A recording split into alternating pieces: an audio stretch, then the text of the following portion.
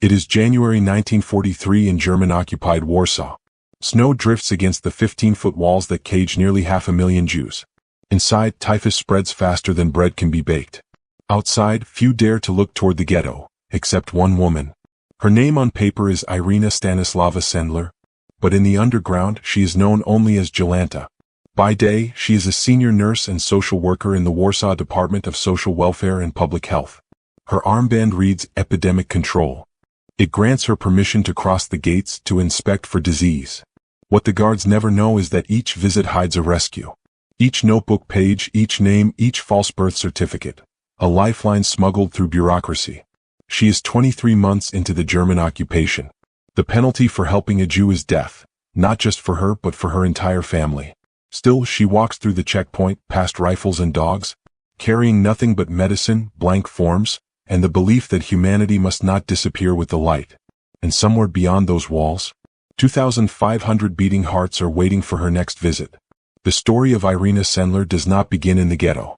It begins long before the walls, in a small apartment in Warsaw, where compassion was the only inheritance her family could afford. She was born Irina Stanislava Krzyżanowska on February 15, 1910, the daughter of a doctor who never turned away the poor, the sick, or the unwanted. Her father, Dr. Stanislaw Krzyżanowski, treated patients others feared to touch, Jewish families dying from typhus in the towns around Otwock and Piotrkow Trybunalski. When the epidemic reached him, he did not step back. He treated until the disease took him. Irina was 7. At his funeral, hundreds of Jewish mourners filled the cemetery. They collected money for his widow and child, a gesture of gratitude. Her mother refused it, saying simply, "Others need it more." That lesson would stay with Irina longer than any inheritance. She grew up between Warsaw and Otwock, a child who watched her mother sew old coats into blankets and feed strangers who knocked on the door. She saw early what poverty looked like, and what dignity could look like beside it. When she entered the University of Warsaw, she studied law and Polish literature, believing knowledge could fix what cruelty broke. But even in those classrooms, the cruelty followed. In the 1930s, the university introduced ghetto benches, segregated seating for Jewish students. Irina refused to obey. She tore the non-Jewish stamp from her student card and sat where her conscience told her to. For that, she was suspended and marked as a troublemaker, a woman who didn't know her place. But that, perhaps, was the point. "I learned early," she would later say, "that silence in the face of cruelty is its own crime." Those words became her compass. When Poland fell under occupation in 1939, she was already working for the Department of Social Welfare and Public Health of the city of Warsaw, a job that placed her on the front lines of human suffering. Her task was to deliver aid, food, and medicine to the city's poorest neighborhoods, places the Nazis soon walled off and starved. Each day she filled out reports, distributed ration cards, and visited homes where hunger and fear had names. And as the German decrees multiplied, banning Jews from hospitals, rations, or public aid, she began quietly breaking those laws one paper at a time. She falsified forms, erased names, changed identities. A Jewish child became a Polish orphan. A dying mother became an epidemic patient. A forged signature meant another life continued. By the time the Warsaw Ghetto was sealed in November 1940, she had already built a small network of women, social workers, nurses, teachers, who shared her belief that compassion could be stronger than terror. She was still only in her early 30s, but already known as the one who helps everyone. Outside, the Nazi propaganda called it order. Inside, Irina saw only cages. The streets behind the wall filled with hunger and corpses. Children pressed their faces between bricks, looking out at a world that had chosen to look away. And from that moment, her father's voice returned. "If you see someone drowning, you must try to save them, even if you can't swim." She didn't know how she would do it yet. Only that she would. The nurse with the forged pass. The daughter of a doctor who had once died saving strangers. Now preparing to walk into the ghetto, not to inspect, but to rescue. And so, in the bitter winter of 1940, as the ghetto walls grew higher and the death carts rolled daily through the gates, Irina Sendler began the work that would one day make her both hunted and holy, a nurse walking through fear itself. By the winter of 1940, Warsaw was no longer a city. It was a wound, stitched shut by brick and barbed wire. The Germans called it the Jüdischer Wohnbezirk, the Jewish residential district. But everyone else called it what it was, the ghetto. 400,000 people crammed into less than 2 square miles. Every day the walls grew higher, thicker, tighter. 15 feet of stone and hatred. Built not to protect, but to erase. Irina Sendler watched the construction from the other side. She knew many of the faces vanishing behind those walls. Patients of her father, friends from the university, colleagues from the welfare department. Now reduced to numbers. To ration cards marked with a yellow star. Her work with the Warsaw Department of Social Welfare and Public Health gave her something most Poles did not have. A pass. Stamped, signed, and sealed by the Germans themselves. It read, "Authorized for sanitary inspection of epidemic zones." A technical phrase that meant death for others but entry for her. The Germans feared typhus more than rebellion, so they let her in. Each time she passed through the gate, she could feel the eyes of the guards following her, the click of a rifle bolt, the smell of smoke from nearby cremations. Inside, she found streets where the sound of children's laughter had been replaced by the shuffle of bare feet on cobblestone. Entire families lived in rooms no larger than closets. Corpses lay against walls, frozen upright in the winter cold.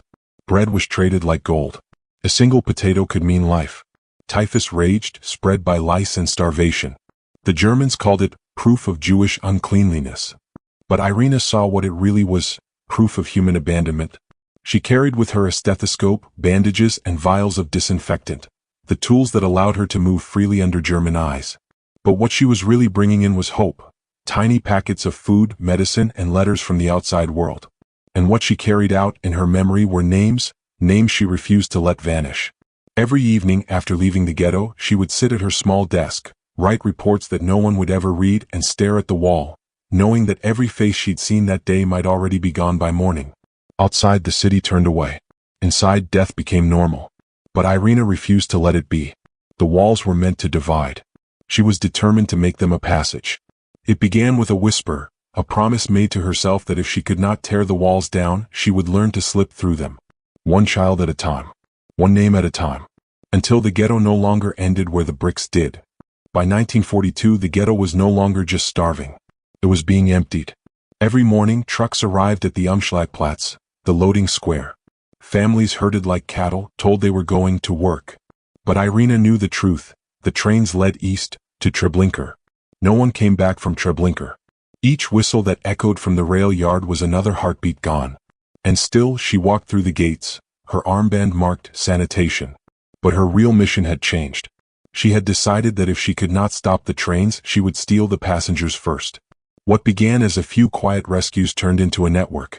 Nurses, social workers, priests, couriers, each one risking death for a single child. They forged birth certificates, baptismal records, and ration cards. They found safe homes in convents, orphanages, and with brave Polish families who agreed to raise these children as their own. By October 1943, Irina was appointed head of the children's section of Zgoda, the underground Polish council to aid Jews. Her codename was Jolanta. Her office, a cluttered apartment and a typewriter with no margin for error. She mapped escape routes through ambulances, sewer tunnels, carpenter toolboxes, sacks of potatoes, and garbage carts driven by city workers. Babies were sedated with sleeping drops, hidden under blankets, sometimes inside wooden coffins marked typhus, do not open. Every forged birth certificate was a weapon against death. Every false name a bullet fired at the lie that blood decides who deserves to live. Her circle knew the price of discovery. In occupied Poland, helping a Jew meant execution, not only for the helper but for their family.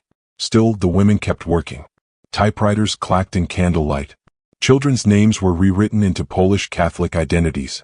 The ghetto's wall was no longer a prison. It was a doorway. Each night, Irina buried the original Jewish names in glass jars under an apple tree in a friend's garden, waiting for the day those children could reclaim who they truly were. She knew she might never see that day. But the names had to survive even if she didn't. As the trains to Treblinka roared louder, the world seemed deaf. But underground, in a small apartment lit by fear and faith, Irina Sendler had begun something the Nazis could not control. A quiet rebellion written in ink, sealed in courage and buried in the earth. One person ever writes no war story. Even miracles need messengers. Irina Sendler might have been the face history remembered, but behind her stood an army without uniforms, armed with faith, paper, and the courage to disobey. Her circle began to grow, quietly, invisibly. There was Alexandra Dargiel, who first led the children's section of Zgoda before passing the torch to Irina. There was Matilda Getter, the mother provincial of the Franciscan Sisters of the Family of Mary. A woman whose convent doors stayed unlocked, so children with new names could slip in at night and wake up to prayers instead of sirens. There was Sister Anila Polakajlo and Sister Antonina Manisksak, who hid infants in baskets of laundry, fed them from the same bowls as the orphans already there, and taught them to cross themselves, not out of belief but survival. And Zofia Wedrichowska, a social worker who carried forged documents sewn into her skirt hem, delivering new identities to terrified mothers before the next German patrol. They called themselves nothing. There were no passwords, no medals, no flags. Only a promise: we will not let them die. Each convent became a sanctuary. Each orphanage a fortress made of whispered hymns and candlelight. Children arrived in baskets, toolboxes, potato sacks, crying softly, drugged to sleep, sometimes already silent. The sisters would take them, wash away the dirt of the streets, and baptize them, not into faith, but into a temporary lie that would keep them breathing. Each false baptism bought another heartbeat. Each certificate was a passport from death to tomorrow. The network spread through Warsaw, Lublin, and Turkowicz, a web of courage stretching across occupied Poland. From the outside it looked like routine charity. From the inside it was resistance, organized, precise, and defiant in the face of annihilation. By late 1943, Irina's kitchen table had become an underground command post. Typewriters clicked. Blank papers became miracles. And in the center of it all, jars. Simple glass jars buried in the soil of a friend's garden. Inside them she kept the true names of every child she had helped rescue. The Jewish names, their new Polish aliases. And the addresses of the families or convents hiding them. She buried them under apple trees, sealed against rain, guarded by silence. I did not want them to be lost twice, she would later say. Once to war, and once to forgetfulness. The risk was unspeakable. If the Germans found those jars, every child, every rescuer, every nun, condemned. Yet Irina buried them anyway. Hope written on scraps of paper, hidden in the dirt, waiting for the day someone might dig them up and say their names again. The Gestapo's posters called her the woman with too many names. They were right, because for every name she wrote, another child lived. The women worked with no reward, no rest, and no expectation of survival. They understood something the world still struggles to grasp. That defiance is not always a gunshot. Sometimes it's a cradle being carried through the dark. But courage, no matter how quiet, echoes. And in the winter of 1943, that echo reached the wrong ears. Someone had betrayed the network. The Gestapo was coming. And the woman who carried too many names was about to face the one name every rescuer feared: prisoner. October 18, 1943. The city still looked half asleep, but in Warsaw no morning was peaceful for long. At dawn, heavy boots echoed down Ludwicki Street. Doors slammed. Shouts in German. And then, fists against her apartment door. The Gestapo had found her. She had known this day would come. Too many papers. Too many whispers. Too many names saved. Courage, she had learned, leaves a trail. They burst in, black uniforms, gray faces, guns drawn. The apartment looked ordinary. But they didn't come for the furniture. They came for the truth she buried in jars. On her table, papers still damp with ink. A half-written list of names. Before the Gestapo could see it, her friend Janina Grabowska, quick as a heartbeat, grabbed the lists, folded them small, and tucked them into her clothes. She wasn't searched. The Germans took Irina instead. They dragged her down the stairs, through the street, into a waiting truck. Her neighbors watched from windows, too afraid to breathe. To them she was gone. At Payak prison, the walls were built for breaking people, not holding them. For days they beat her. Interrogation after interrogation. She was asked for names, of children, of nuns, of Polish families hiding Jews. She said nothing. They shattered her legs. They cut off her hair. They screamed that she would die a traitor. She replied only once. I am not the one who should be afraid. No confession came. No name escaped her lips. Only silence, stronger than pain, heavier than mercy. By November, her fate was sealed. A death sentence. Execution by firing squad. Her name typed neatly on the Gestapo's list of the condemned. But the same underground that she had built, Zagoda, had not forgotten her. Through Maria Palister, they bribed German guards with today's price for tomorrow's miracle. Money, vodka, and a lie. The night before her execution, the guards pulled her from her cell. She was taken outside, past the line of prisoners waiting to die. In the paperwork, she was recorded as shot. But the gun never fired. Instead, she was led down an alley, pushed into the shadows, and told, "Run." She ran, limping, bleeding, unseen. Her legs broken, her spirit unbroken. By morning, Warsaw whispered that Irina Sendler had been executed. The Gestapo crossed out her name. But underground, she was already back at work. A ghost now, invisible, untouchable, unstoppable. The woman they killed kept walking. On crutches, in pain, under a new identity, Klara Dabrowska, she returned to the same mission the Gestapo had tried to bury. Because her work had never been about survival. It had always been about memory. The war ended. But the silence that followed was almost heavier than the bombs. Warsaw lay in ruins, and so did the world that Irina Sendler had known. The ghettos were gone. The people she had saved were scattered. And history, in its hurry to rebuild, left little room for memory. She did what she always had done. She worked. First as a nurse in the shattered hospitals of the city, then as a leader once again, this time as head of Warsaw's Department of Social Welfare. No medals. No ceremonies. Just long days, helping widows, orphans, and broken families piece together lives that no longer fit. The same woman who had faced down the Gestapo now spent her days finding milk for children and blankets for the homeless. When asked later why she never spoke of what she'd done, she said simply, "Because the people who were better than me, they didn't live to tell it." For decades, her name was known only in whispers among survivors. The communist authorities of post-war Poland had little use for stories about independent resistance networks like Zagota. The official histories left her out. And so, Irina Sendler faded quietly into the background, a retired civil servant, walking on damaged legs, carrying secrets the world had forgotten to ask about. Then, in 1965, 20 years after the war, a letter arrived from Jerusalem. It bore the seal of Yad Vashem, the World Holocaust Remembrance Center. In it, the State of Israel named her righteous among the nations, one of the very few Poles and one of the only women to be honored that year. She planted a small tree in her name on the slopes of Jerusalem. But even then she returned to Poland quietly, without headlines or interviews. To her, it was never about recognition. She once said, "Every child saved with my help is the justification of my existence on this earth, and not a title to glory." And then silence again. Until, half a century later, in a high school classroom in Kansas, USA, for students researching a term paper stumbled upon her forgotten name. They wrote a short play about her life. They called it Life in a Jar. That play, performed in small community centers, then on national stages, brought Irina Sendler's story back to life. It traveled across the world, from Kansas to Warsaw, from American classrooms to Israeli museums.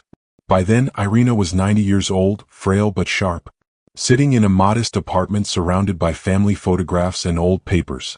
When the students visited her, she smiled and said, "You are the proof that the world still remembers." Her name returned to textbooks, documentaries, and classrooms. Children she once saved came to see her again, gray-haired now, holding the hands of their grandchildren. She would look at them and whisper, "You are the real reward." When the war ended, the world rebuilt its cities. But Irina Sendler rebuilt its conscience. She never stood on a stage. She never gave speeches about what she had done. When asked what it felt like to save 2,500 children, she only said, "I could have done more." Those 5 words tell the entire story of her heart. A woman who measured her life not by honors, but by the lives she couldn't reach. After liberation, she limped through post-war Warsaw on broken legs, carrying the same strength that had once defied the Gestapo. She returned to her desk at the city's Department of Social Welfare, organizing shelters for widows, hospitals for the sick, food for the hungry. No spotlight, no praise, just the steady rhythm of service. The city that had buried its dead now watched her feed its living. She became a quiet presence in a noisy world, a reminder that real courage doesn't shout. It endures. Years passed. Poland changed flags and rulers. And still she worked, teaching young nurses, guiding new social workers, carrying secrets that no one asked about anymore. In 1965, a letter arrived from Jerusalem. It came from Yad Vashem, the World Holocaust Remembrance Center. They called her righteous among the nations. The medal was small, the ceremony brief. But to Irina it felt like hearing a whisper from the children she once saved. She traveled to Israel years later to plant a tree in her name. Its roots sank into Jerusalem's soil. Its branches reached toward the sky. And like that tree, her memory waited patiently for the world to notice again. For decades it didn't. History moved on. Until, one spring in 1999, 4 high school students in Kansas were assigned a project. Find an unsung hero of the Holocaust. In a dusty article they found a single name, Irina Sendleroa. The girls, Megan Stewart, Elizabeth Chambers, Sabrina Coons and Janice Underwood, couldn't believe what they read. A woman who had saved thousands of children, and the world had forgotten her. They turned their discovery into a small school play. They called it Life in a Jar. That play crossed oceans. It was performed in churches, theaters, embassies. And one day, those same students stood in Irina Sendler's modest apartment in Warsaw. She was 90, her hands thin and trembling, her eyes still bright with the kind of light that doesn't fade with age. When she saw the girls, she smiled and whispered, "You are my jar." For the first time in half a century, her story was spoken aloud before the world. Television crews arrived. Books were written. Documentaries followed. The children she once carried in secret began writing to her, sending photos of their grandchildren. She told them, "Every child saved with my help is the justification of my existence on this earth, not a title to glory." She received medals, the Order of the White Eagle, the Jan Karski Award, honors from Israel, America, and Poland. But she kept them all in a small box, beside a worn wooden cross and an old nurse's pin. When reporters asked where she found her courage, she said, "I was brought up to believe that when someone is drowning, you jump in to save them, no matter who they are." She never stopped working for others. Even in her last years, she wrote letters supporting orphanages and women's shelters. Her legs never healed fully, but she would laugh and say, "I have walked far enough." On May 12, 2008, the nurse of the Warsaw Ghetto took her final breath. She was 98. Warsaw mourned quietly. Israel lowered its flags. And across the world, children lit candles, some of them descendants of the names once buried in jars. Her grave in Pulaski Cemetery is simple. Just her name. No titles. No rank. But if you stand there at dusk, the wind through the trees sounds like a whisper. A language of memory that never forgets. Because every life she saved was a note in that wind. Every name she wrote was a promise to the future. And every person who learns her story keeps that promise alive. When paper and ink defied tyranny, Irina Sendler proved that one woman's courage can rewrite history itself. And maybe that's what courage really is. Not the absence of fear, but the decision to act when fear is all that remains. She changed history with forged papers, borrowed shoes, and an unbreakable will. Her war ended, but her message did not. Compassion is a weapon that never runs out. This is Shadows of Valor, where history's silence finds a voice. If her story moved you, subscribe and stay with us. Because every time you remember someone like Irina Sendler, you help keep their courage alive.